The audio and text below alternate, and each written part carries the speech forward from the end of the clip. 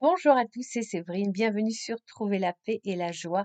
J'espère que vous allez bien aujourd'hui. Je voudrais vous partager quelque chose que vraiment Dieu a mis dans mon cœur que je devais vous partager. Voilà, je devais partir en vacances pendant les vacances de février.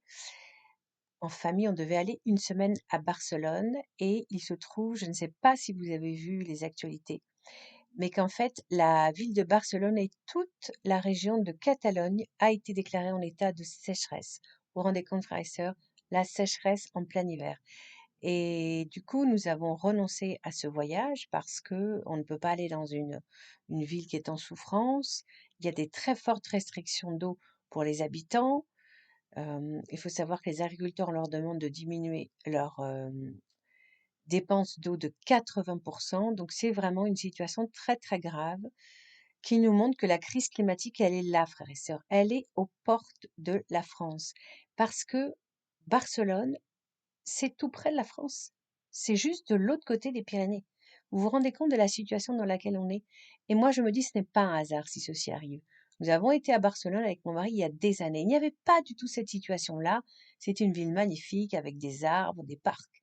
Mais là, ça fait déjà plusieurs années que les réserves d'eau s'amenuisaient. Ça faisait déjà un an qu'ils avaient arrêté d'arroser tous les parcs et jardins. Il y avait plus de 500 arbres qui étaient morts. Je ne sais pas si vous vous rendez compte. Le message est le suivant. Nous sommes réellement engagés dans la fin du monde, frères et sœurs. Je ne dis pas ça pour vous faire peur, mais vous savez, c'est annoncé dans l'Apocalypse.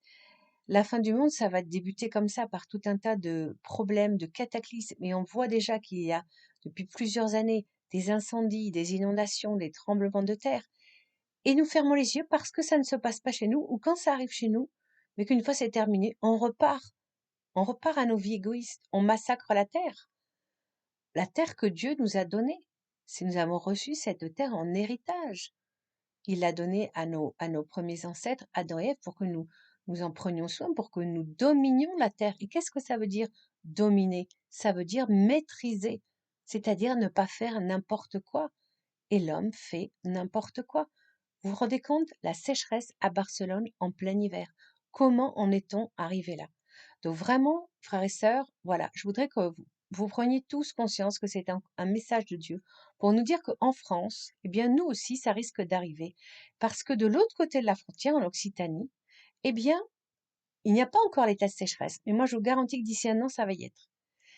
Il y a déjà un problème au niveau des nappes phréatiques qui ne sont pas remplies au maximum.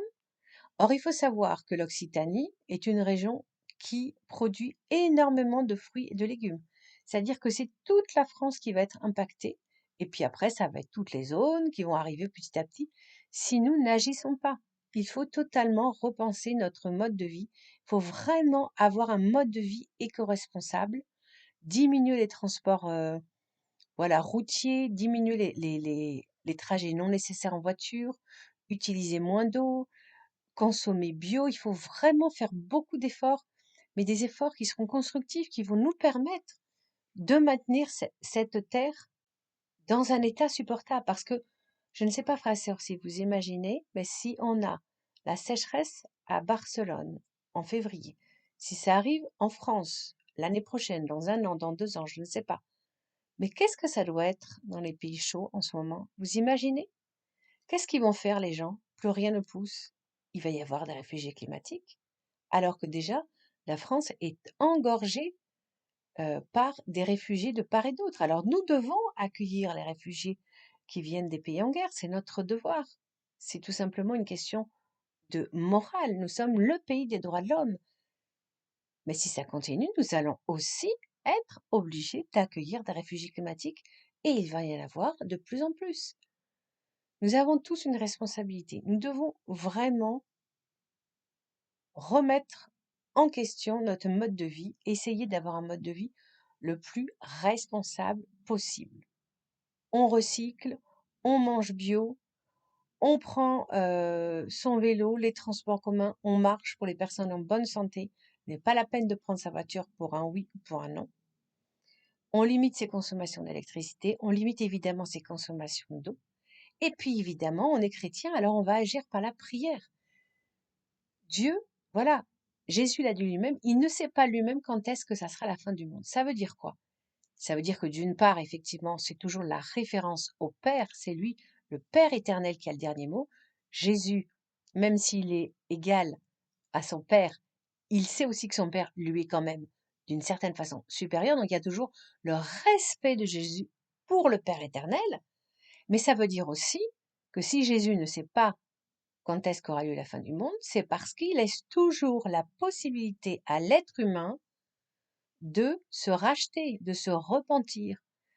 Donc voilà, on sait qu'il y a voilà beaucoup d'impiété dans notre société, il y a beaucoup de violence, beaucoup de blasphème, beaucoup de choses qui vraiment crucifient le Christ tous les jours. Le Christ est crucifié tous les jours par vraiment cette débauche que l'on trouve partout dans la société, cet égoïsme, cette cupidité, des gens de plus en plus riches, des pauvres de plus en plus nombreux, de plus en plus pauvres. Alors il faut agir. Donc nous pouvons agir en étant beaucoup plus éco-responsables.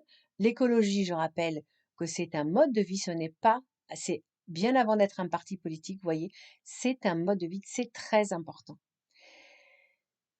Un mode de vie éco-responsable, prier, faire pénitence aussi, offrir des sacrifices. Jésus n'a cessé, lui, tout au long de sa vie sur terre, de se sacrifier pour nous jusqu'au sacrifice ultime de la croix.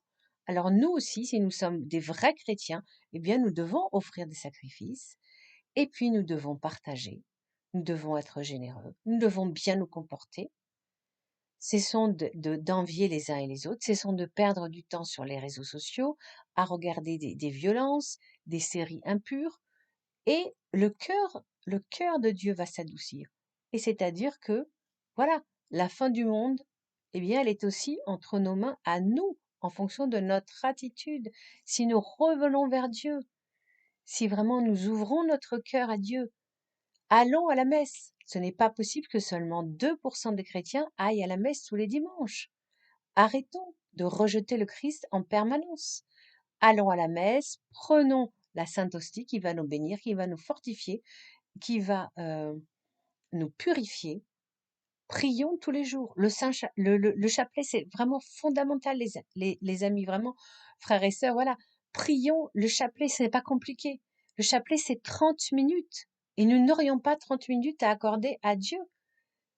Les prières de la Sainte Vierge sont extrêmement puissantes. On le sait, elle intercède pour nous.